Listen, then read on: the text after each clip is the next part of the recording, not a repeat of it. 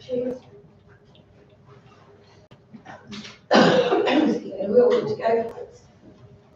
What's this going to go?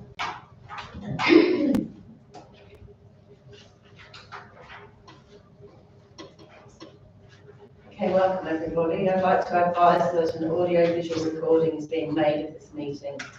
I also remind everyone present to be respectful and considerate towards others attending the meeting. Language or behaviour that could be perceived as offensive, defamatory or threatening to any person attending the meeting or to those listening to the recording will not be tolerated. I'd like to begin by paying respect to the traditional and original owners of this land, the Mama-Ribbina people, to pay respect to those that have passed before us and to acknowledge today's Tasmanian Aboriginal community who are custodians of this land. We have 3 apologies from Councillor Campbell, Terenius and Mira Casada Luru. Are there any declarations of interest for today's meeting? Item 5, recommend Through the chair. Sorry. Not pecuniary interest, but perceived interest in one of the labour items through community organisation membership. So I'll raise that at the time. Thank you. Confirm minutes of the previous meeting, that the minutes of the council meeting held on the 15th of July 2025 be confirmed. Can I have a motion for Councillor Larkins and Councillor Reid to second? Thank you. All those in favour? Majority, thank you. Item 6, Mayor's report. Recommendation of the Mayor's communication report be as listed and be received. Can I have a mover, please? Councillor Nichols and Councillor Larkins to second. Thank you very much. There it is before you. Are there any questions? Councillor Reid. Thank you. The South East Farmers Group. Yes. How did that go? And how did that go? It was a lovely lunch, to be honest. So the South East Farmers were a group of farmers that got together and they predate the Coal Valley Rivers producers. They were originally from the Penna and Oriel, Richmond area, and have continued to meet every month for the last 40 years, just to maintain a friendship and general interest in what's happening in the community. They came up with a few ideas, but generally are a contented, happy bunch. And I invited continued input, and maybe they'd like to take part in senior advisory group or other senior activities that happen. Anything further? Yes, through the Mayor. The event GC as TAS, I don't know that's how you say it, anyway, to be held in March 2026 at the South East Sports Complex. Could you elaborate on that, please? So it's geocaching, which is you have coordinates and you have to hunt down it's like orienteering on a grand scale around the region. Yeah. I did have the plan pamphlet with me, which is placed. So this is a national event. It's the first time it's being held in Tasmania. Right. They've chosen South East Sports Precinct because of its size and their ability to utilise it in many different ways. So there's the information. I can pass that along. Yeah. It's on the March long weekend. Yes. And they will have an event evening. So they're looking for a local event space where they can all get together, expecting between 300 and 400 people to attend. Both camping and staying in hostels or hotels, and also local people as well. So this event is being supported by Geocaching Victoria, because there isn't actually a Tasmanian arm of the National Geocaching branch at the moment. They're hoping to establish that, and it's exciting. It's different. Using our facilities because they don't have abilities. So is it actually run in the precinct, or is it run outside of the precinct? Because they have all levels of ability that take part in this sport. There will be some concentrated around Sorell and the sports complex, and then there will be others stashed away in the region, in addition to the ones that are already established. Okay, thank you. So it's a bonus for the for Sorell. Absolutely. Excellent.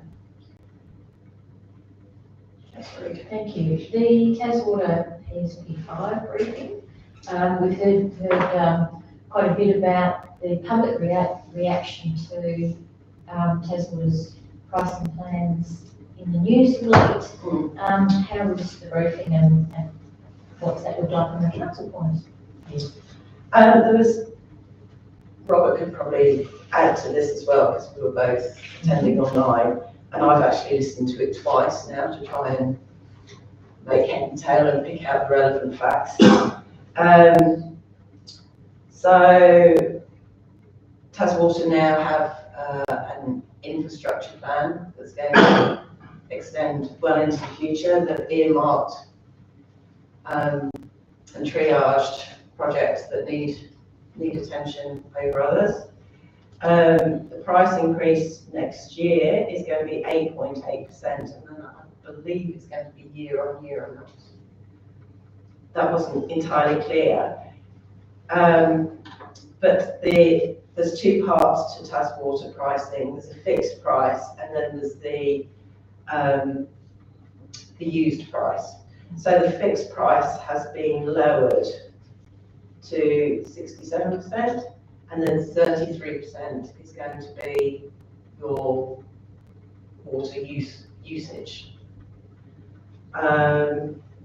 There is support for customers that will struggle. Some people in the first year will be paying less, and then, you know, as the water pricing goes up in increments, it will become level. The aim is to reduce the leakage, to improve water security, support customers to conserve water, education, and reduce supply, unplanned interruptions, and poor service. The desired outcome is to increase customer satisfaction and reduce the environmental impact of the water service in Tasmania. There was no mention or indication of increased services or major capital spend in our region. Okay, thanks. Anything further? No? Well, could I put that recommendation to the vote, please? Are you happy with my response? Thank you. Unanimous. Item 8 on page 3 is the council workshop reports there for you. Over the page to item 11 is the work group reports. The recommendation that the work group reports be listed as listed be received. Can I have a move, please? Councillor Nichols and Councillor Woolley. Second, thank you.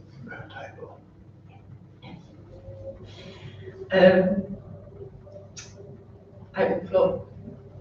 Councillor Reynolds. Thank you, Mayor. Through the chair, Robert, you met with the Sorell School principal. I don't believe they get to see your presence that much at the school. What was that meeting in regards to? what did you think of the new school?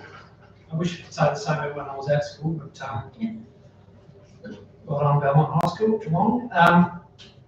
I hadn't actually met Kelly until the opening of the hub. So certainly the mayor had been wanting us to connect. So from meeting her there, quickly organised a meeting the same week, and it was really revealing and productive discussion with her around how the school's evolved since the rebuild and the positive outcomes that are already can be substantiated with data, and it's a huge bonus for the region having that school now, in the sense of it being redeveloped. So it just struck me as a really committed and switched on principle. So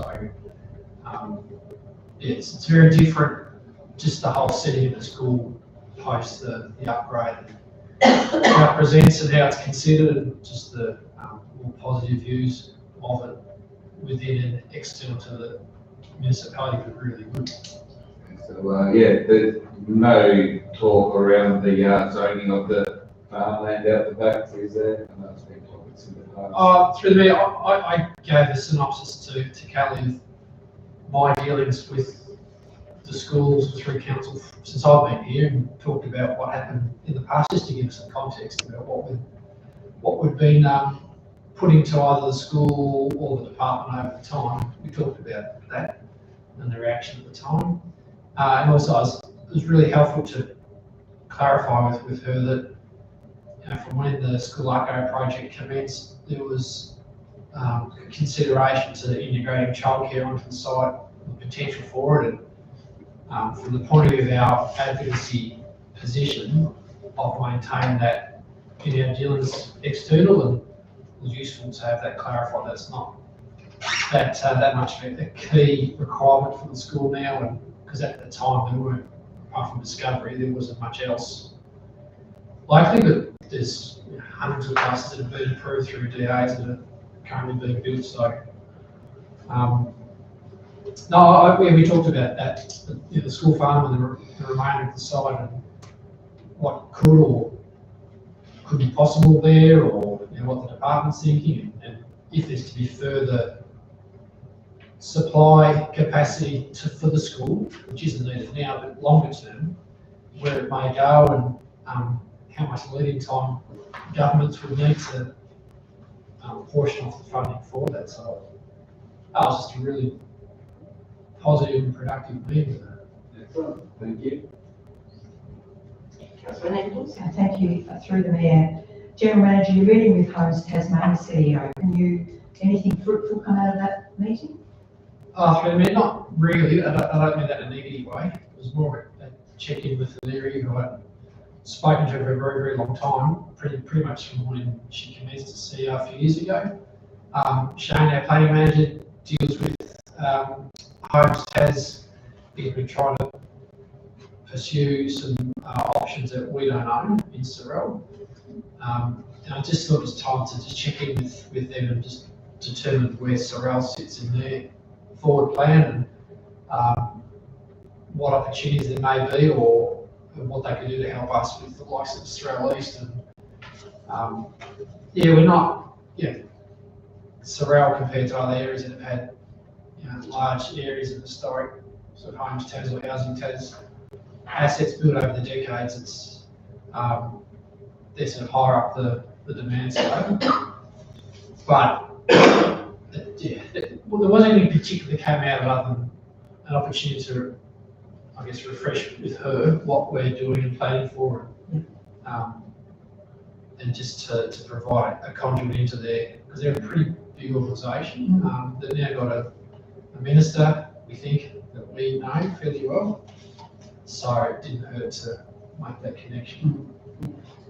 I've got a second question, is that okay? Okay, the meeting with the Greater Hobart Sport and Recreation Infrastructure Study, could you elaborate on that a bit, please? Yeah, through me, that was a really useful body of work. So the Greater Hobart Council's commissioned it, and Bright and Sorell joined it as well. So we're also contribute to it financially. Right. And as the name suggests, they're reviewing, engaged an external consultant from the mainland who did a similar body of work in the north of the state, across planning. And they're basically doing a stock take of all infrastructure at current, what's required, mapping it to demographic forecasts and usage, and because it's a massive cost to councils, and we're all sort of fighting each other to get attention from funding providers. Yeah, yeah. It can be a bit messy with individual teams and then associations, and it's very, very competitive, and they all point fingers at others that get a better deal than they do apparently. So it's providing some fact and evidence to what actually is in the Greater Hobart area, what should be there, and when should it be provided. So Okay. they're making good progress, and as soon as I can provide something to the council, I will. I don't know what they're going to come up with, but Yeah. they're just doing a bit of sort of data capture and ground truthing where some of those facilities are. Thank you. Anything further, Councillor Reid? Thank you. The meeting with the Sorell Football Club regarding club rooms and surrounds mentions the repurposing of function centre funding. Gentlemen, could you expand on that, please? I was under the impression from previous conversations at council that that funding is no longer available. Through the meeting, so was I. Through the federal election this year, both major parties were approached by some Pembroke Park users, so the sporting complex users, principally cricket and football, and to a lesser extent the Lats, around their desire for the club room facility upgrade and just other improvements there. And who is now our federal Lions Labor member, Rebecca White, thought that there may be an opportunity to extract out of the government the prior grant that they provided for the function centre that we sought to have repurposed for many a month and were told it wasn't possible. And if you recall, a year ago, I had a out of the blue phone call from the Minister's office saying, I'd be sitting down because we've spent money elsewhere in the state. So when this came back to me through Beck and the club, I was sort of scratching my head a bit, but made inquiries through government in the Minister's offices and what have you, and it wasn't an absolute yes, but it was around, well, if you do some more work, basically proposal plan, scope it, cost it, explain to us where it fits with your master plan review, what are you going to put in or not, we will then consider it. So it's not a yes, it's not a no, but it's worth pursuing, but I just would never have thought. That's state funding. Yes. So it's this is right, Yeah. okay. Which I always thought was unusual given the state Liberal government and the federal Labor member, but we'll see where it lands. Okay, thank you. Anything further? No, if we're all happy with the recommendation to support those reports as listed, please, Sharon. Unanimous, thank you very much. Over on to item 12, the petitions, which is on page 23. The Blue Lagoon Draft Management Plan still sits in the petitions, and that is still work in progress with some more information in this agenda tonight. And we've had an addition to restore and revegetate the habitat in Dodgers Ferry. So it's tabled on the 17th of June. And that is still ongoing. Would you like to explain that? Yeah, through the minute, it was time to locate in this table as well as the private water room petition. So we considered the last council meeting, as per the requirements of the Act. At that time, we didn't have the eDNA results, which we now do. So I thought it appropriate to put them there, and then what we propose to do as a result of that. It's largely been dealt with, but I would like to have the opportunity to allow DBS, our NRM facilitator, to work through some issues with the NRM Environment Advisory Group, just to work out exactly what we may do, because it's not so much specific to table habitat, but more broadly how we deal with our waterway management is a growing consideration for us. So I think, particularly to the petition relative to table habitat, I thought it was very good based on those eDNA results. There isn't any, but it's not to say that how we deal with waterways generally isn't worth considering further. And there's, I think DBAS is also proposing some potential works in one of these three waterways we tested anyway.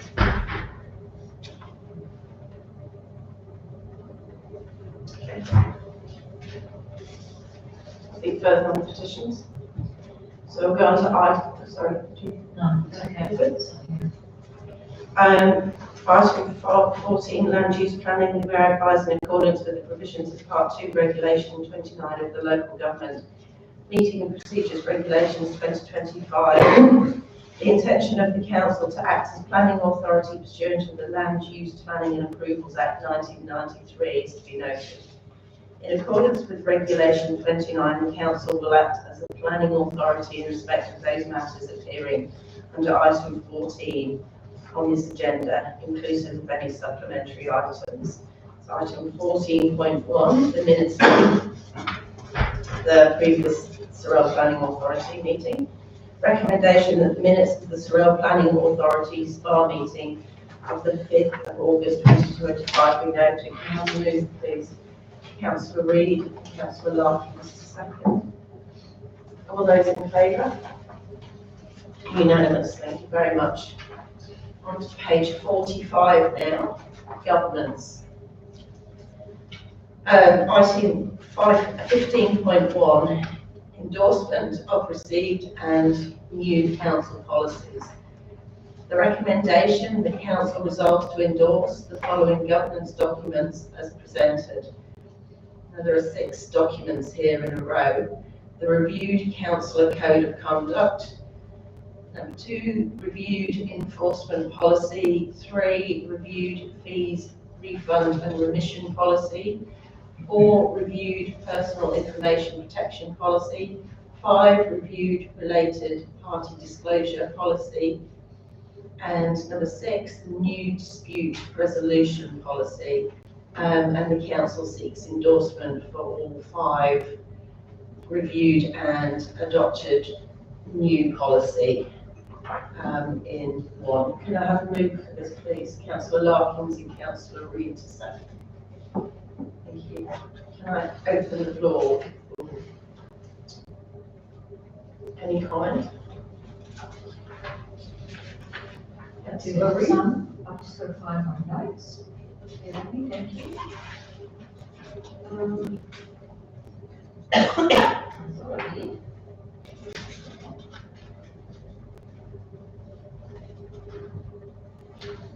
Anyone else got any questions? Sorry, Holly, mate.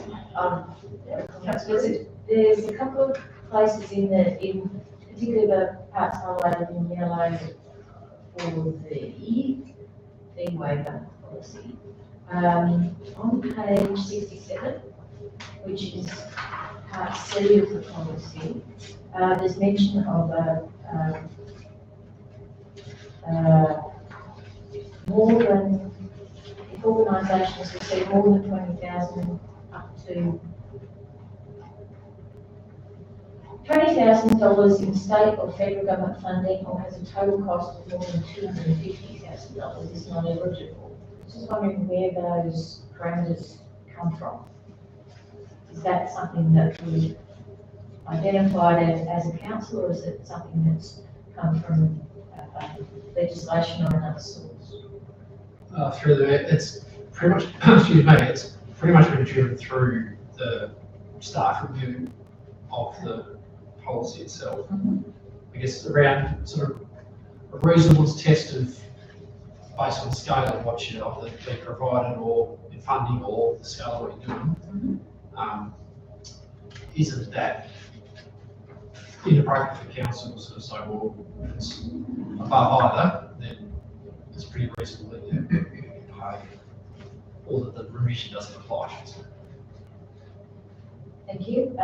Very important, these policies, there's been work going on these for a long time, and it's good to have them finally before us and good to have them updated. Absolutely. Is there any further comment on these policies? No? Therefore then, can we vote on the recommendation to endorse all 6 policies? All those in favour? Unanimous. Thank you very much.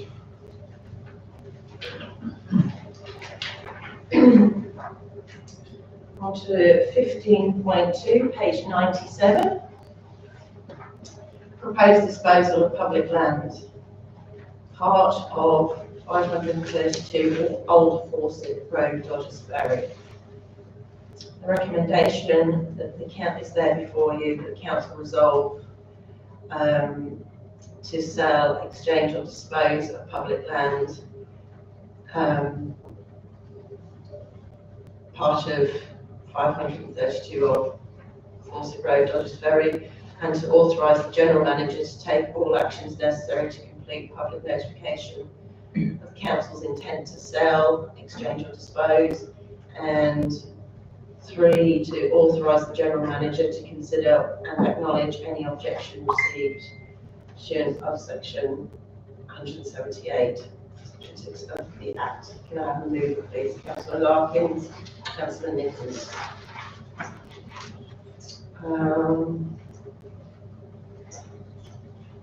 Would you like to explain why this is necessary?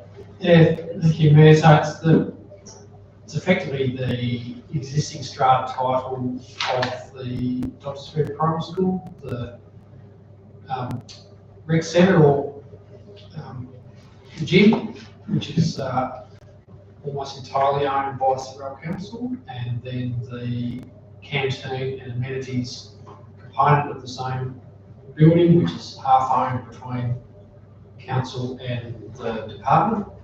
So it's the purpose of the report is to provide a summary of some of the history and how we've ended up where we've ended up and why we think it's appropriate that council should now exit the arrangement and effectively transfer the strata title interest to the department instead. So it's quite a lengthy report that Oliver did for me because there's a lot of backstory to it and need to explain the rationale as to why. But at the core of it, it's really a recommendation for council to start the statutory process. So if through the notification of this intent, we do get any objections or submissions, they must come back to council before there's a final decision, and there's an appeal process for those as well. But you know, council, at least internally, has been aware of this situation for a while, and I guess the trigger now is with the school upgrade project. It's an appropriate time to, we think, to make this decision and effectively hand the entirety of those assets back to the department.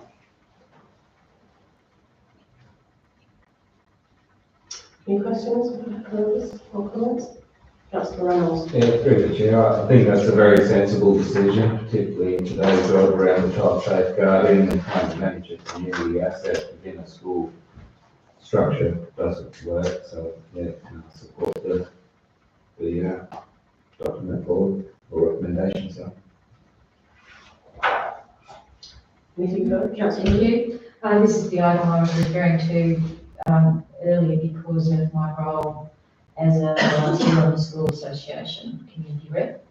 but the school association isn't party directly to this. This is between council and the department. The timing is of the essence, and this process, one of my questions is, roughly how long will this process take? There's some description of the, at least 21 days, etc. But in terms of the advertising and then coming back to council, when, for example, might it come back to council? Oh, through the mayor, Suggest? yeah, it'd be at least 3 months Okay, from, if it goes through tonight, notification process, and then return to council, it'll be, yeah, it'd be 3 months. Just the timing of council meetings just won't yeah, allow it any quicker. thank you. And the other, oh, just pointing out, on page, just to clarify, on page 102, there's a diagram of the recreation centre, and the blue is shown as the education department DSIP owned and managed parks, and it says in the legend to it, it says gym, but it's not. That's the gym is the council owns. And that's the general purpose room. Yes. It's known as. Yes. So that just needs updating. Agree That's with all. that, thank you. That's all for clarification. Slightly misleading. Yeah. And the other, in considering it and for this meeting, the other thing is it's worth noting that this is really, council's become the first mover in a way in that the much anticipated school upgrade process had a broad community engagement process run by the department, by DSIP, late last year.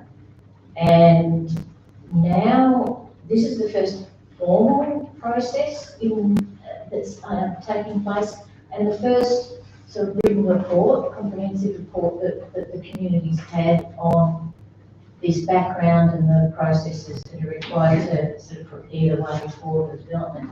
Before the community has, or other stakeholders for that matter, have any real sense of what's involved. So there's been talk about concepts, but nothing specific about what's going where, who's going to do what, what's happening to buildings, all that sort of thing. So my observation is simply that that also presents a risk to council as the sort of first mover in going public with things that some members in the community are very interested in, and it's good in that broader sense that there's something now that is on the public record. So that's good. And I expect, given the strong community engagement in the school community and the wider Beaches community, it would be an opportunity that is taken to make submissions, at least around the context and aspirations of the community, if not about more about the background, really, because the detail about what's happening in the development isn't there yet. So council being in the position of having to assess people's assumptions really about what's going to happen in the future. So I hope that goes well, and it doesn't put council in a position of conflict with anyone.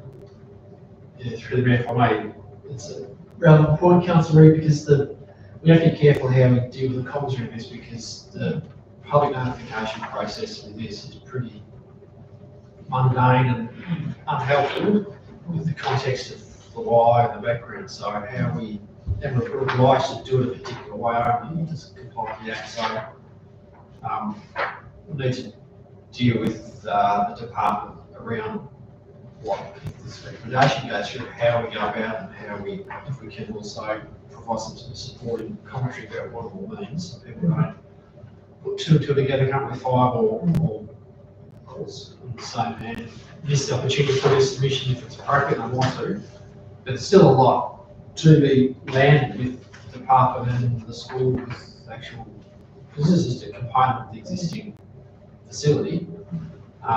So it doesn't really have a bearing on the project, but it's a relevant component of it that's going to help the rate, but it's not really the key to it. So trying to get that explained clearly to the community can be fun. And yeah, the department's still sorting out, they've got a consulting team established to go through the design process.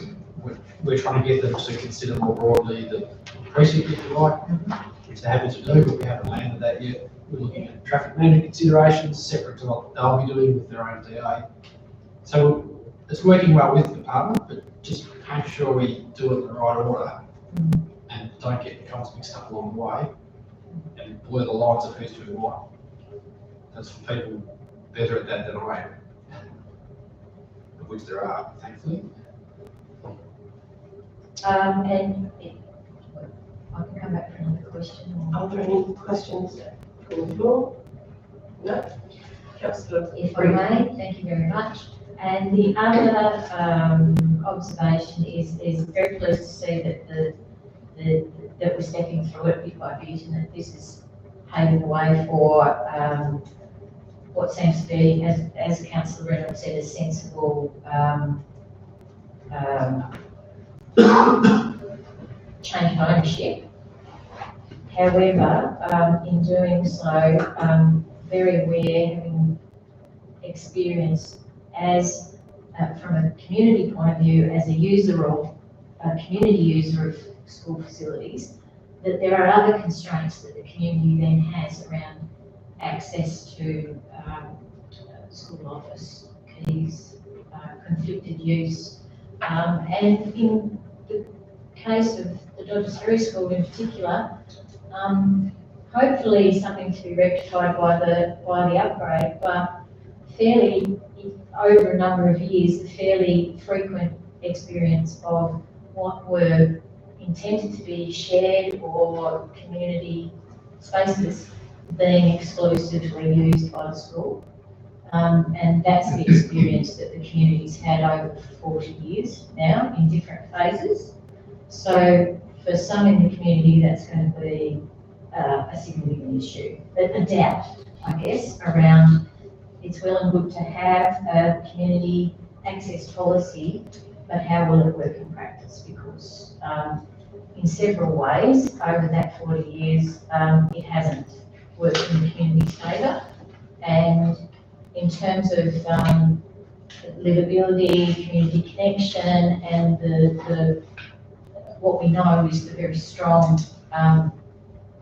character of the Southern Beaches community, people have long memories. So that will be a factor going forward, but it's not something that needs to hold us up.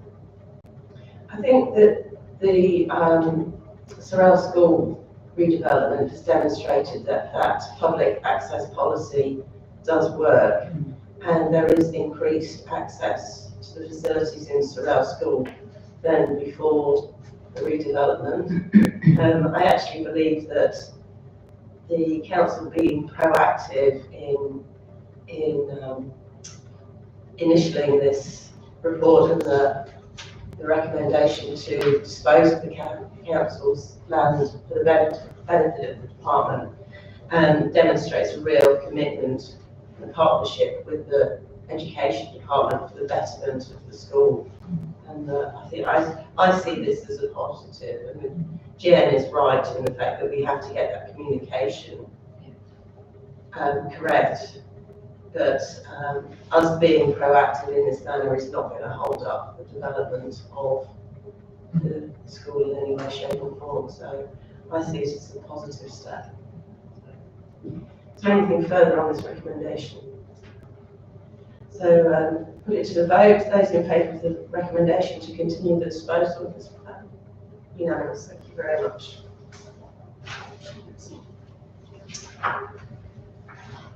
So over to page 119, 17.1, the Community Grants Programme. The recommendation that the council resolves to decline a grant application from Eventide Sanctuary Guardians at Eventide under the 2025-2026 Community Grants Programme as per the following report, and it is quite plain in the report why this grant application is not being supported. Can I have a move, please? Councillor Larkins, Councillor Nichols to second. Any questions? All those in favour of this recommendation? Unanimous, thank you very much. 17.2, Community Grants Programme again. The council approve annual contributions to Sea Rescue and South East Arts as part of section 77 donations and grants budget. Can I have a move, please? Oh, everybody. Councillor Larkins and Councillor Lloyd. Thank you. Any comment on this recommendation? Councillor Regan. Pleased to see this approach for these two organisations in particular, and just wondering if there are other organisations in scope who already have or council might consider for this approach. I think that's something that we take on board, and I think that there have been conversations around where we should be supporting as opposed to making an annual contribution as opposed to a yearly grant application. So I think there are some conversations around that happening at the moment. Thank you. All those in favour of this recommendation to so further? Unanimous, thank you very much. 17.3, council representation on community grants assessment panel. Recommendation there for you. The panel is made up of myself, Councillor Shannon Campbell and Councillor Michael Larkins. So the recommendation resolves to endorse the appointment of those three councillors on the Community Grants Assessment Panel. Can I move for Councillor Larkins? Councillor Nichols, thank you. Just a random count. Councillor Larkins.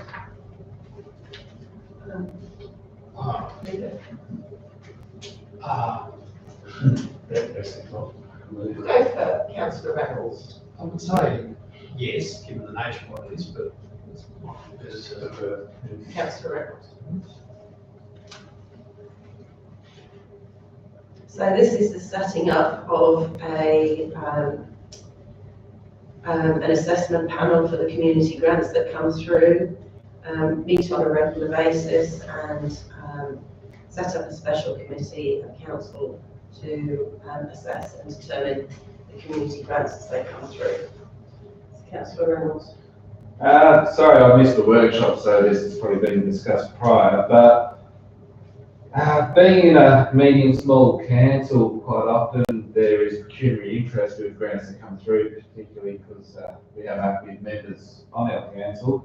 Do we have other councillors set back as like proxies, so if there is a pecuniary interest, another councillor can step up into filling one of these roles, or? It was discussed, and Councillor Nichols put her hand up to be a proxy. I don't know whether that should be in the recommendation should be altered to add Councillor Nichols as a proxy. If there was a conflict of interest or an absence. And I think we would need to revise the terms of reference to include a proxy, which we could do next time the terms of reference are reviewed. If there was a conflict of interest with that application, the councillor involved could remove themselves, and if there was still a quorum of that committee, the grant would still be decided. Or alternatively, it would still be put to the full council. So there would be ways around that. Yeah. In that instance. The recommendation is still coming back to the full council. determined. Okay. Just, it will be reported. Reported. Reported to the full council. Is a quorum identified, but like a number? Yes. Okay. So all those in favour, if there's no more questions? You have a question? Yeah, so just following up that question, just a reflection on the governance around the process, and that there was a conversation at a workshop that has led to this with at least one councillor not there. So something to be aware of in future, and perhaps we, either through terms of reference or our governance framework, something to be clearer on in future, I think. For example, in these sorts of cases, having an expression of interest and if necessary, ballot, so that all councillors have an equal opportunity to participate, rather than a conversation and the fairly informal way of things. This in particular was decided. So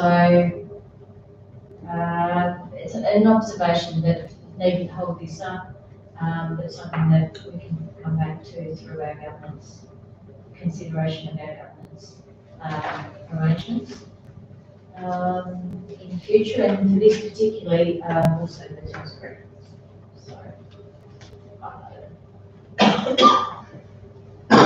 an observation also. Thank you. Any other comments? No? Can I put this to the vote then, as per recommendation? Unanimous, thank you very much. Item 18, page 125, 18.1, executive summary financial report, July 2025. Recommendation that the executive summary financial report, July 2025, year to date, be received and noted by council. Can I remove, please? Councillor Reid and Councillor Larkins, thank you. Any comment on this summary? No? All those in favour of adopting this this report, unanimous, thank you. Page 145, 18.2, capital budget adjustments. Council resolved pursuant to section 82 of the Local Government Act 1993 to accept and adopt below adjustments to the 2025-2026 capital budget estimates. Can I have a move, please? Councillor Larkins and Councillor Nichols, thank you. Any questions on these adjustments? No. So therefore, can I put this to the vote, please, to approve this recommendation? Unanimous, thank you very much.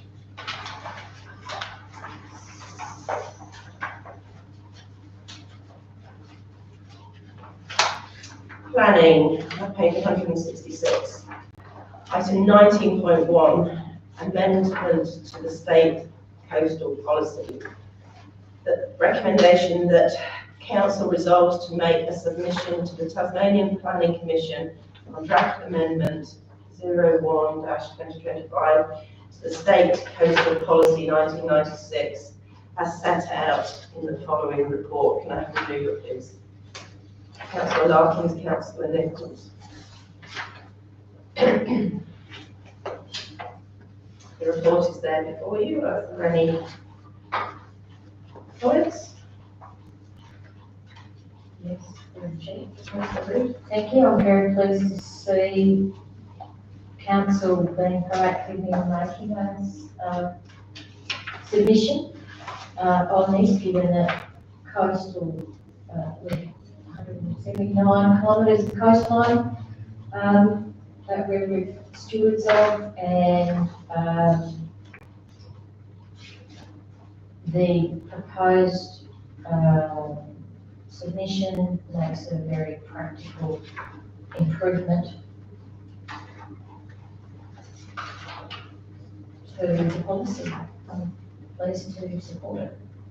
Absolutely, and congratulations to and thanks to Shane for for putting the work into perform this submission as well. And it would be, just an observation again, possibly, worth adding the state coastal policy to the strategic planning, strategic land use planning table in the work group reports, which I don't think it appears on, but it's a significant one, probably deserves to, in terms of making the submission and then following its progress. Anything else? No? All those in favour of the recommendations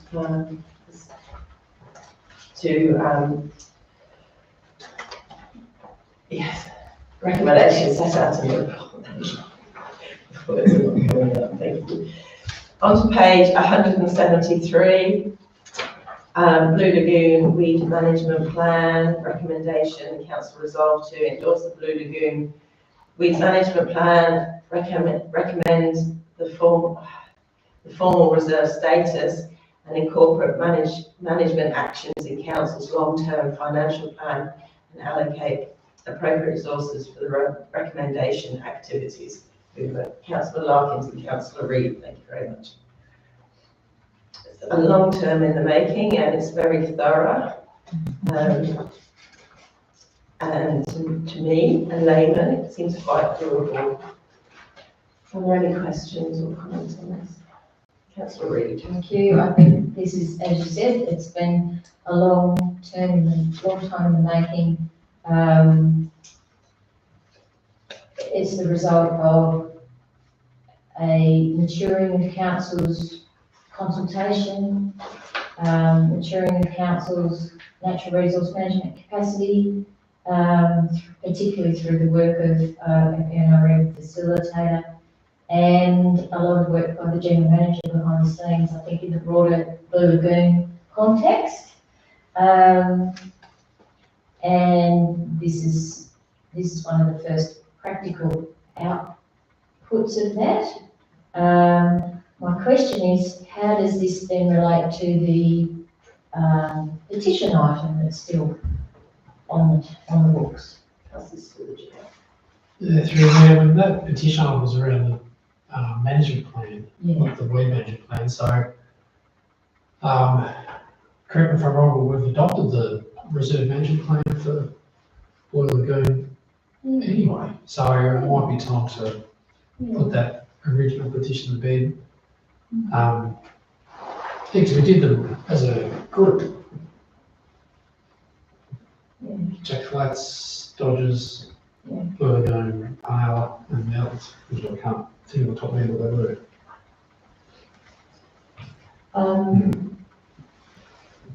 So with subject to that clarification, my observation would be again that this goes a long way to satisfying this sort of pragmatic and staged planning, and the consultation with the weed management experts that was part of it, is the sort of process that would need to continue, and by doing so would satisfy the concerns expressed in that petition. So that should resolve it. Absolutely. There's been a lot of professional consultation to draw up these documents, the management plan and the weed management plan, reserve management plan and the weed management plan, and there's lots of that investment's worthwhile because the learnings we can take forward into the future, and it covers many aspects of what we have and what we do, so it's well worth the time and money taken. So, if I may, just one more comment, to commend the recognition that this plan, I guess, refers back to or relates almost directly to community developed plans that from 2008, 2009, I think, and the approach, the strategic approach with all of the research that's gone into it, etc., really still aligns with those original plans, which is which is credit to the volunteers involved all along the way. But it also gives us confidence that it's realistic and it suits it's a good fit with the community expectations as well. So it's good, it's great. Thank you. Absolutely, right. I'd just like to endorse those comments, and also it's a clear and practical approach. And it's thanks to Divis that it's come together, and his relationships with the land care and coast care have gone a long way towards this happening. So please pass on, well, certainly my congratulations for that effort with this. Yes. Thank you. Right, thank you. So all those show of hands to approve the recommendation? Unanimous, thank you very much. That takes us on to questions from the public. So there's only two in the public today. Would you like to stand up and still clearly state your name and address? Well, you don't have to do your address. And I'm curious to know, if you can have a Blue Lagoon weed management plan, can we not have a Dodgers Ferry weed management plan? Because we've got bone seed right along the front of First Avenue there, and I'm not sure where else it is, but I know it's a lot there. And I know I keep banging on about it, and nothing seems to be getting done. At one point it was cut off back, but they couldn't take it away because of fear that the little seed would grow elsewhere. So they have grown again at Dodgers Ferry and right along the front of the bank as well. So can I hope for a Dodgers Ferry weed management plan sometime in the future? No. The difference, I think, the difference is the bank is Crown owned, not council owned. Is that correct? Well, So therefore, the management plans that have been established over the last couple of years for council reserves and the Blue Lagoon Weed Management Plan, they are council land. Does anyone know who owns that strip of land with the big gum trees on that drop into my garden and bash against my house? So it's still with the officer. But it's taken forever. I don't know the date. 2018 was when the last of the Leathens passed away. I don't know how the estate was settled, I'm sorry, and I don't know that they know. It's entirely to their, through them, it's entirely to them how quickly or not they deal with this. They've had it with them for quite a few years so far. I think it's been a state of affairs of the public trustees. I've been coming for quite a few years to ask about it. We have a council member, a council employee who's declared she's not going to retire until she's sold the ownership of your country. Will I still be in the land of the living when it's resolved? I would hope so. It's not in years, you know. You're still a sprightly young thing. Not really. You are. The other question, if we move on from that, because obviously it's not going to be resolved tonight, there's still no light at the end of this street here, and it would be really handy, though admittedly it wasn't quite so dark tonight. But on a dark and stormy night in the middle of winter, I'm going to come around that corner because you don't see where the turn-off is, the end of the street. So is that council land or whose land is it who puts the lights up? I will have to pass to the general manager to Yeah, answer this. He is writing a note. I mean, street lights are installed by Tas Networks, but they become our obligation to pay for the power, and the requirement to replace broken lights is also ours through a contract arrangement. But we can put in a request to Tas Networks if an area needs one. Or even Mrs. Sorell, did I've forgotten, Carl suggested it was a bit of a problem. I mean, you're coming along there, you've got somebody up your exhaust pipe, and you're sort of indicating you're going in somewhere and you can't see where you're going, particularly on a dark and wet, stormy night. And I don't think the lighting at the corner of the road that goes into Dodgers, I can Old Forces. Yeah, also, that hasn't been sort of illuminated well enough. And that's been a problem for years. It has, and I was at a state roads meeting where that was brought up and mentioned and recorded by them. So, several months ago. So, Again, I've been bitching about that for years as well. I hope that it comes up in the upgrades of that road. You could always contact the infrastructure minister, Mr. Kerrigan. Kerry, Yes. I could do that. And ask him and see how that goes. Okay, I can do that. But it is on our mentionable list when we get the opportunity. Something to be done. Yes. I think that's all I need to complain about tonight. We like your contributions. We appreciate your contributions. And I'm sorry my friend isn't here tonight. You've got another She's friend. called. I Bless mean, she her. staggered to the phone and groped around to find my number because she gets sort of a bit of a blackout with these migraines. Well, I hope she gets better soon. Well, she's in bed at the moment. Sleeps good. I think that's all. So do you need us any more? Me, mate, we can If go. there's anything further you would like to raise? No, just those lights and bone seed.